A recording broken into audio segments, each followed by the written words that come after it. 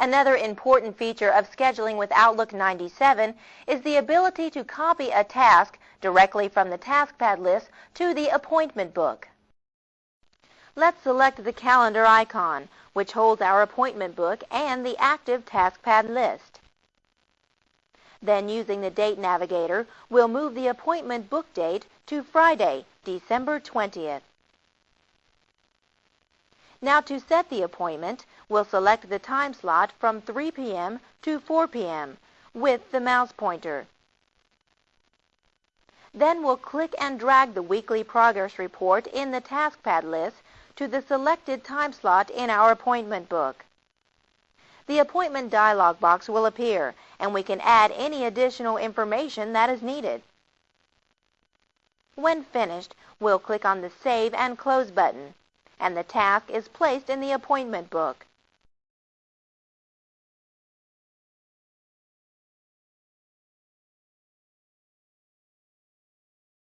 Let's return to the main taskpad.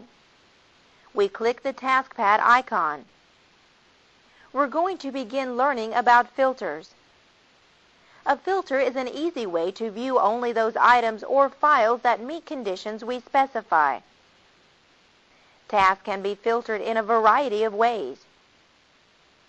To apply or change the filter, we open the View menu and select Filter. In the Filter dialog box, we have several options to work with. With the Tasks tab activated, we can apply a filter for words that we specify in the Search for the Word field. The In field allows us to click the field or field set we want to search. The more fields we specify, the longer the search will take. For the broadest search, click Frequently Used Text Fields. The From button allows us to search from our list of email names. The Send To button lets us find all task requests we have sent to the person whose name we enter here. The Time field locates tasks based on the time criteria we select. For example, we can set a filter to find all tasks due this week. We would click Due in the first box and This Week in the second box. Let's click the More Choices tab. Now let's click the Categories button. In the category list that appears, let's click Personal. We click OK, then OK again. Now notice that the only tasks we see are the ones under the Personal category. Also notice that in the taskbar at the top, we see Filter applied in parentheses. To take off the filter, we simply repeat the steps we have just performed. We open the View menu and choose Filter. From the Filter dialog box, we click the More Choices tab. Now we click the Category button and deselect Personal. We click OK twice, and our taskpad is returned to the default settings we had earlier.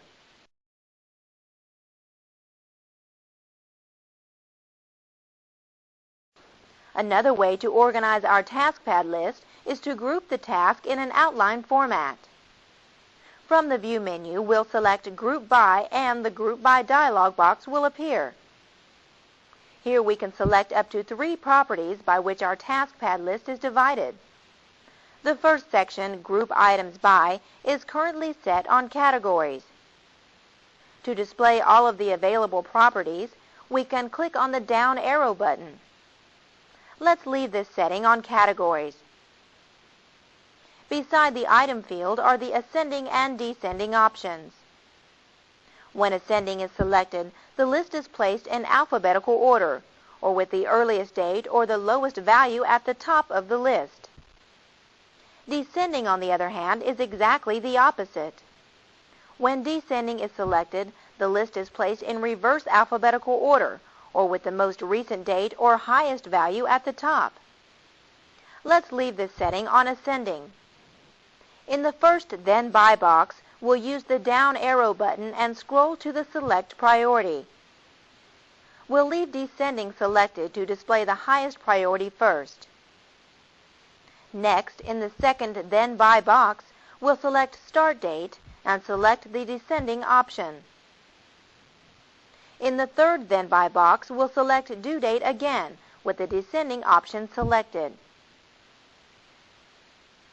When we click on OK, notice that our to-do list is changed to represent the new group headings we created. We now see the group names with each one preceded by an Expand and Collapse button. By clicking on these buttons, we can display or hide the task that appears in that group. For example, let's click the Expand button beside the Personal Chores category. We see that we have another group name with an Expand and Collapse button. We click it and now see Start Dates. Remember, we use Start Dates as one of the conditions in the Group By dialog box.